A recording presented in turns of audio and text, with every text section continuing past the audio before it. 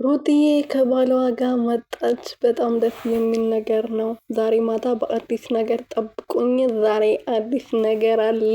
የዛሬው ይለያል። እንዴት ደስ እንዳለኝ አትጠይቁኝ ማለት ነው። ምክንያቱም የሩትዬን ደስታ ለምንፈልገው ሰዎች ይሄ የደስታ የመጀመሪያው ያ ሁሉ ሀዘን አልፋ ዛሬ የደስታ ቀን የምታዩበት ከዚህ በኋላ ከልጇና ከዚህ ሸበላ ከሆነ ጋር የደስታ አመታቶችን የምትኖርበት አመት ይሆንልሽ እያልኩኝ የኔ ውድና የኔ ፍልቅ የኔ ፍልቅልቅልቅ ልበልሽ ምን ልበልሽ በእናትሽ ቃልም ያጥረኛል ማለት ነው አንቺን ለመጥራት። ምክንያቱም ብዙዎቻችን ከአንቺ የምንማረው ጥንካሬ ምን እንደሆነ ሴት ልጅ ከምንም ሁሉም ፈተና አሸንፋ እንደምታልፍና ቆማ ደግሞ እንደምታሳይ በሽናል። ብዙ ነገር አሳልፌያለሁ፣ ብዙ ነገር አይቻለሁ። እያመመኝ ምግብ መብላት እየፈለግኩ ያልበላሁባት ጊዜ አለ።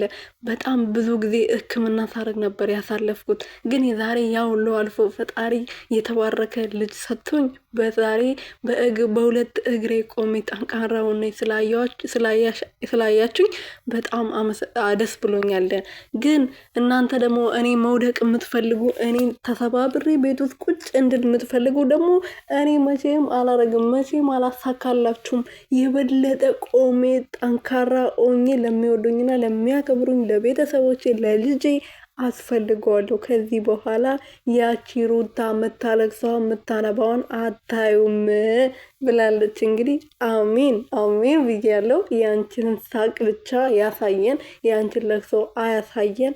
የኔ ጀግና ማለት ነው። በርቺ፣ ከዚህ በላይ ይገባሻል አንቺ ማለት ነው። ይሄ የሆነ ምን ልበለው፣ ይሄ ላጋጨው እንዲህ በእናታችሁ አንጋጭላው ላውጣለት እናንተ እሺ ፍቀዱልኝና ከዛ አንጋጭላውን አውጣለታለሁ ማለት ነው።